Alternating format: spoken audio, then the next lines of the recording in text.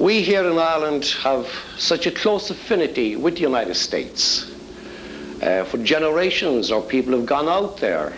Today, thousands of our youth are going to the United States in an attempt to secure work, perhaps not forever, but nonetheless it is essential that they do find a livelihood. And of course, the United States, rather than any other country in the world, is the one which attracts them. In Republican terms, there has been that tremendous association between the United States and the Republican movement in Ireland. It goes back to the Fenian period. In fact, in the 1916 proclamation, there was specific reference made to the exiled children in America, to whom an appeal for support was made. That appeal was responded to. And as a result, because of American support, it was possible to prosecute the War of Independence in Ireland, which followed up on the 1916 Rising. Unfortunately, our War of Independence was not like the American War, which was decisive and which resulted in clear-cut independence for the United States. At the end of our War of Independence, we ended up with a divided Ireland. It was followed on by a brutal civil war, which divided Irishmen. And we ended up with two states, one in the north, one in the south. The one in the south did have a measure of freedom, but it was an indirect control from London.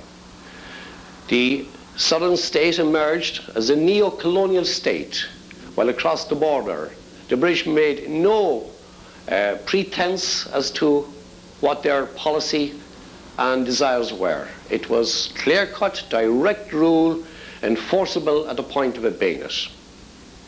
Yet, despite those reverses, the Republican movement, through good times and bad times, always upheld the basic truth, namely, that nobody or no authority exists to set up institutions of government in Ireland other than the people of Ireland acting as a unit.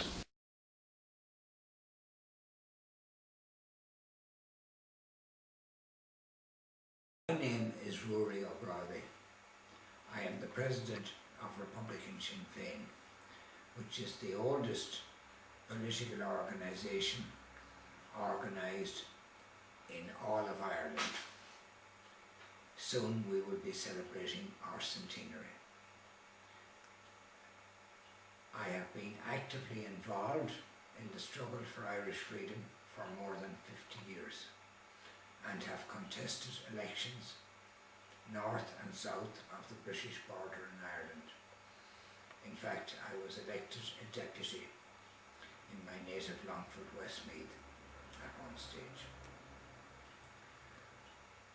There have been many attempts at negotiation with the British to find a solid solution to the Irish situation. 3 Home Rule bills over 30 years were reneged on by the British government, and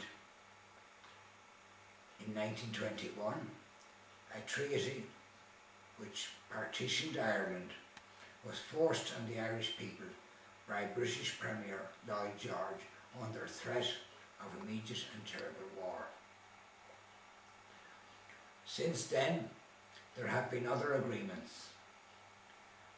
The Sunningdale Agreement of 1973, from which the British government backed down, and now we have what is known as the Good Friday Agreement, also called in Ireland the Belfast Agreement and the Stormont Agreement.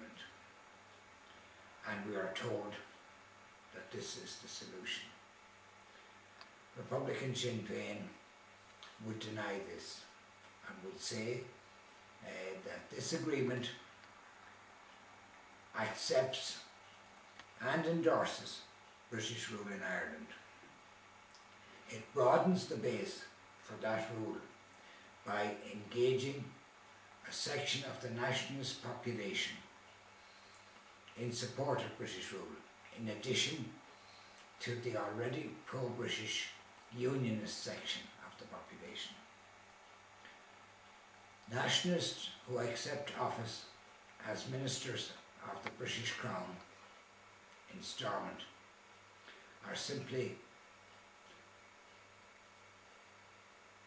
administering British rule here and making it more acceptable both at home in Ireland and internationally.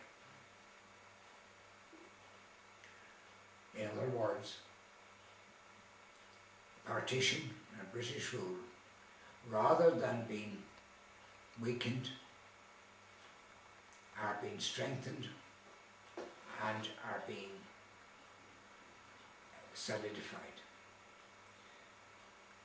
The alternative to the Stormont Agreement is a peace formula of Irish origin, which has been called Eire Nua, or New Ireland, the Eire Nua programme. This has been severely censored on both sides of the Atlantic, and many people may not even be aware of its existence. It seeks an entirely new Ireland, a new federation of the 4 historic provinces, including a 9-county Ulster. Such an Ulster would provide a working majority for the former Unionists, but would also place the Nationalists within reach of power. Maximum devolution, then, through strong regional boards and powerful district councils, would make for a sharing of power based on local majorities. In other words, instead of enforced vertical power sharing, we would have a natural horizontal sharing of power according to local majorities. That would be the natural situation. Now, the way forward to that is through the mechanism of a constituent assembly, similar to that which was employed in South Africa in recent years. In other words, an All-Ireland election to such a body based on adult suffrage, and that body to have the sole task of drafting a new constitution for all of Ireland. That constitution then to be put in referendum to the people in the context of a public British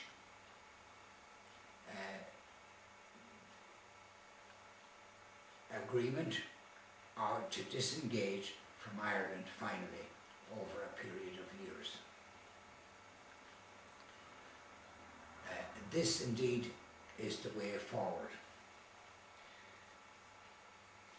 We are told that the Stormont Agreement of 1998 would bring us peace. That has not been the way. Scores of people have been killed in the 4 years since then. There have been hundreds and hundreds of bombings, pipe bombs, blast bombs, petrol bombs thrown into nationalist homes and housing estates